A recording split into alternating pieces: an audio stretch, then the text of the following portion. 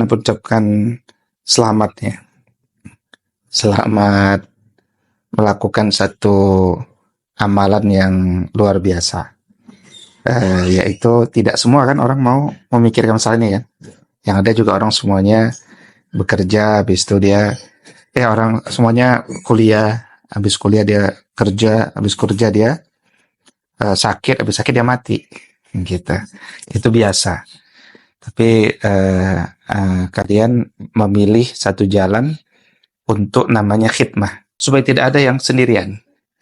Karena orang yang sendirian itu selalu merasa benar, dan orang yang sendirian itu hatinya keras, sehingga orang yang sendirian itu selalu ditemani oleh syaitan. Innamas syaitana ma'al wahid. Syaitan itu bersama orang sendirian. Tapi kalau kita hidup berjamaah, bareng-bareng, mungkin kadang-kadang kerja sesuatu sendirian lebih cepat. Kerja pakai musyawarah lebih lama. Tapi keberkahan itu ada pada keberjamaah. Maka yadullahi ma'al jamaah. Tangan Allah bersama jamaah. Bismillahirrahmanirrahim. Bismillahirrahmanirrahim. Allahumma inna nas'aluka ilman nafi'an wa rizqan tayyiban wa shifaan min kulli da'in. Amin ya Allah ya Rabbal Alamin. Di abad ke-10 ulama mengklasifikasikan dan menelurkan istilah ahlus sunnah wal jamaah, disingkat aswaja. Ada orang mungkin nanti bilang, mungkin teman-teman antum bilang, enggak, saya nggak mau Islam yang aswaja, saya mau Islam aja, nggak mau pakai label, kira-kira gitu kan? Maka tentu kita bilang, iya aku juga pengen Islam saja. Tapi masalahnya kalau Islam saja, susah kita membedakan, dia Syiah, Ahmadiyah, maka ulama itu juga pengen Islam saja. Tapi karena ada aliran yang banyak di zamannya, ada Mu'tazilah, Khawarij, Musyabbihah, Mujassimah, ya alirannya kecil-kecil, tapi selalu gangguin. Nah, itulah kenapa ada istilah Ahlussunnah wal Jamaah. Nah, Ahlussunnah wal Jamaah itu satu kelompok besar yang sampai hari kiamat dia besar aja. Tapi kalau ada aliran antum ngaji kecil, itu hati-hati. Jangan-jangan dia adalah berpotensi sesat. Nah, yang besar ini itu siapa? Yang besar ini kan ada komponen-komponennya. Nah, maka kalau kita belajar agama tuh belajar akidah dulu toh. Dari akidah ibadah toh. Ibadah kemudian akhlak. Nah, kalau Anda belajar akidah, maka di situ ada 3 aliran yang diterima di dunia Islam di Ahlussunnah wal Jamaah. 1 Asy'ari, 2 Maturidi, 3 Ahlul Hadis atau Ahlul Athar. Di luar itu apa? Di luar itu Mu'tazilah, Mujassimah, Wasyafi'ah, ini sesat. Itu akidah. Masuk akidah kemudian ibadah.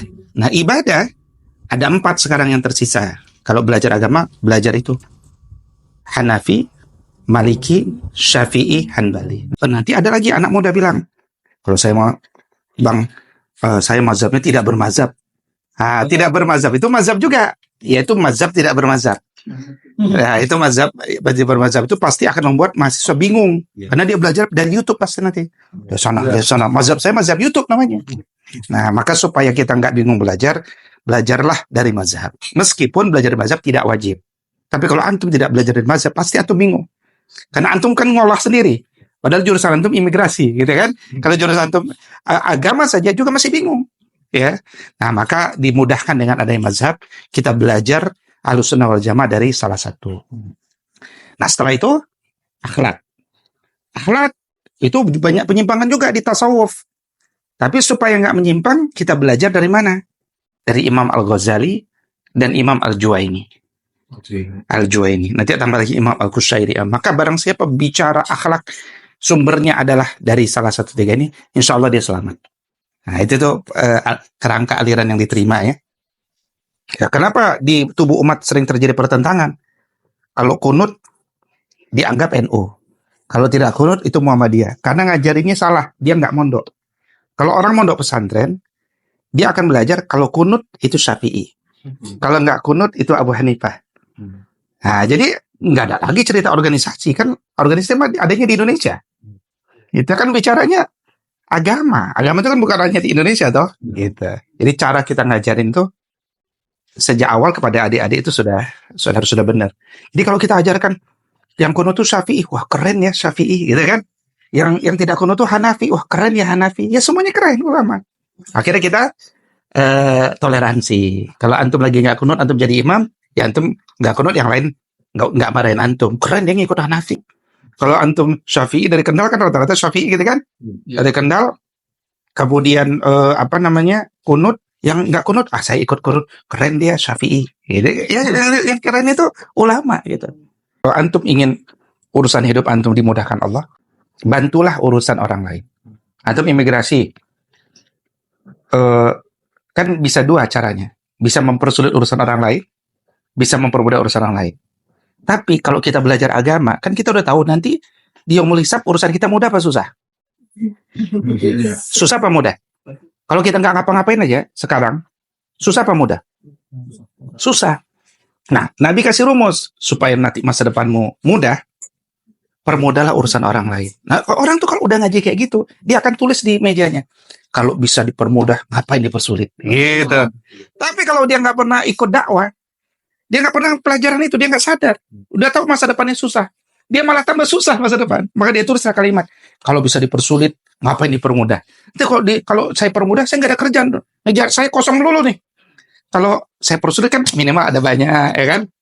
Begitu banyak datang orang, gitu tuh Pak, pekerjaan saya banyak. Padahal dia nggak kerjain tadi kan? Mau dipercepat nggak? Namun cepatnya nih pakai suap, risuah muncul, makin susah pekerjaan dia. Ya kan? Bayaran dari Allah itu besar. Barang siapa mencari dunia, pasti tak dapat. Kalaupun dapat, pasti tak banyak. Kalaupun banyak, pasti nggak puas. Kalaupun puas, pasti sementara, tidak abadi. Tapi kalau antum cari akhirat, pasti dapat. Sudahlah dapat, pasti banyak. Sudahlah banyak, pasti puas. Udah puas, abadi sama. Nah, itu orientasi. Ya, jadi jangan sampai berubah orientasi. Ada orang soleh ketika nggak punya uang. Soleh dia, aktif dakwah. Begitu punya jabatan basah, dulu saya aktif di dakwah, dulu saya sering baca Quran, dulu. Sekarang mendingan kita, dulu saya nggak pernah aktif di LDK, tapi sekarang saya aktif, itu justru lebih baik. Tapi jauh lebih baik yang sejak dari kampus sudah aktif di dakwah, terus sampai mati dia tetap aktif di dakwah. Dan dakwah itu terus terang meminta banyak dari antum. Minimal minta waktu, minta pikiran, kadang-kadang minta uang. Ya, kalau rapat kan minimal beli air minum, beli apa gitu kan. Keluar uang sedikit. Tapi uang itu yang antum keluarin untuk rapat dakwah untuk apa? Allah ganti dengan lebih banyak nanti masa. Nggak ada. Saya di umur 45 sekarang. Saya menyimpulkan tidak pernah saya itu miskin gara-gara mengeluarkan uang untuk dakwah. Itu penting. Ya, itu kan orientasi kita akhirat. Kan antum nggak pernah dengerin kan? Ada ustadz kelaparan mati di tengah jalan, nggak ada kan? Karena Allah yang menolong dia. Intan surullah yang surukum. Jika engkau menolong agama Allah, Allah tolongkan. Makanya dulu di zaman saya, orang-orang yang aktif di masjid itu lulusnya tepat waktu. Tapi yang malas kuliah, nggak dakwah, ngomongin komunis, marxis, itu kan ada. Loh, itu mahasiswa abadi 7 tahun. Allahumma rabbah hadhihi da'watitan wassalatul qaimah. Fatih Muhammadan al-wasilata wal fadilah wa ba'athu maqaman mahmudan alladhi wa'ata. Jadi moderator tuh moderasi.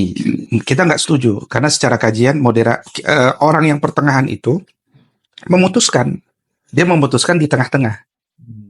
Tapi nggak harus di pertengahan, nggak. Ada yang memutuskan ini, tapi dia ada di pertengahan. Di antara yang ekstrim.